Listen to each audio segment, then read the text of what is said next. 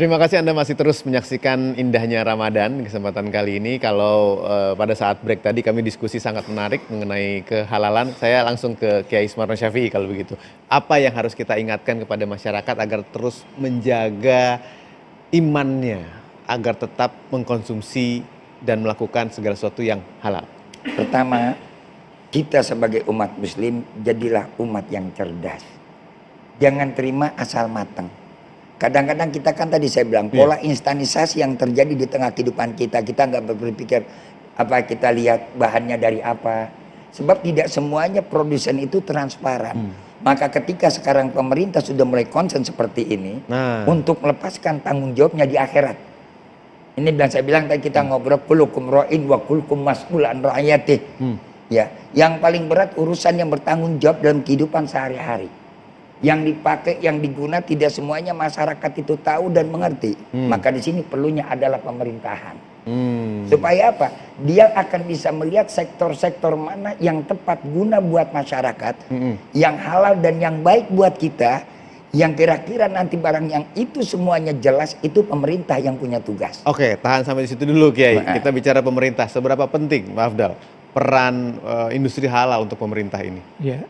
Pada saat kita punya concern pada produk halal, ini ternyata tidak hanya memberikan perlindungan kepada konsumen muslim. Produk halal bisa dikonsumsi semua masyarakat. Betul. Jadi dengan kita melakukan focusing kepada produk industri produk halal, dia akan bisa menghasilkan produk yang bisa dimanfaatkan oleh semua masyarakat Indonesia, bahkan masyarakat dunia. Jadi kalau kita lihat produk halalnya dikonsumsi siapa saja. Sudah terbang ke banyak negara, ke hampir seluruh negara. Nah, ini suatu hal yang menarik. Pada saat dunia kemudian berharap lebih banyak produk halal dari Indonesia, kita memiliki kemampuan untuk memproduksi itu. Jadi siap ada opportunity yang memang harus kita ambil. Jangan sampai pada saat kemudian opportunity itu ada, malah diambil oleh negara lain. Negara lain saat ini kita lihat, Korea dengan kosmetik, banyak loh di Korea kosmetik halal. Jadi kita sendiri harus mengembangkan itu. Makanan halal, daging halal dari Australia, dari Brazil, mereka juga concern. Nah, Indonesia tidak boleh ketinggalan. Kita harus bangun industri kita. Sudah ada rencana-rencananya? Sudah. Membangun industri halal adalah menjadi bagian program kerja pemerintah. Kita saat ini sedang membuat master plan industri halal Indonesia. Mudah-mudahan tahun 2023 kita bisa launching. Nah, di dalam ini memperlihatkan bahwa industri tadi bagian dari ketahanan ekonomi.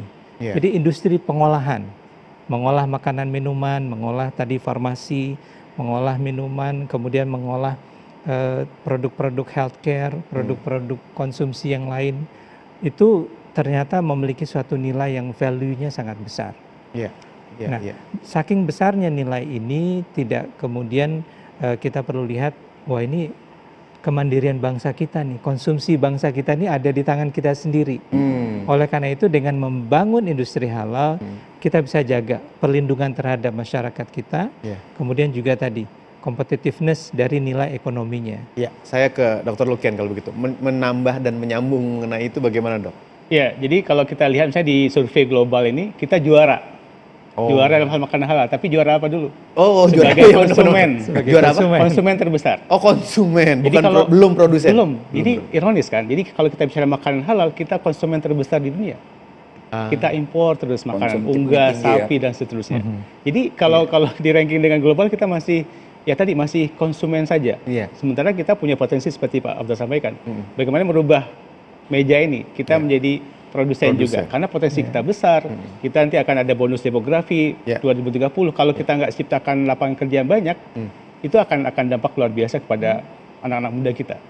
Sayang sekali kan itu ya. Kalau kita nggak ambil kue itu sayang sekali. Nah, nanti orang malah datang tadi berbondong-bondong bikin produk halal jual di Indonesia. Untuk mengembangkan itu salah satu caranya adalah dengan mengembangkan UMKM. Supaya bisa lebih masif lagi. Betul. Bagaimana dok? Jadi kita kalau lihat memang struktur kita yang paling banyak menyerap kerja adalah UMKM. Jadi UMKM ini harus berdaya. Jadi program pemerintah untuk sertifikasi halal tadi yang gratis untuk 1 juta UMKM itu sangat bagus. Tapi harus ada yang lain lagi, kan nggak mungkin 1 juta UMKM dari 100 juta lebih kan. Iya. Jadi harus ada juga inisiatif dari swasta atau dari pihak lain untuk mengakselerasi sertifikasi halal. Sehingga nanti UMKM ini bukan hanya siap menjual makanan halal, tapi juga dari sisi kapasitas untuk produksinya, kualitasnya, higienisnya, dan seterusnya itu bisa lebih tinggi juga. Gitu. Oke, kita bahas lebih detail mengenai bagaimana peran UMKM dalam industri halal ini ya. Seperti apa dan untuk Anda termasuk yang sekarang sedang menjadi pengusaha UMKM, menarik sekali untuk mengetahui hal ini. Jangan kemana-mana, kami segera kembali.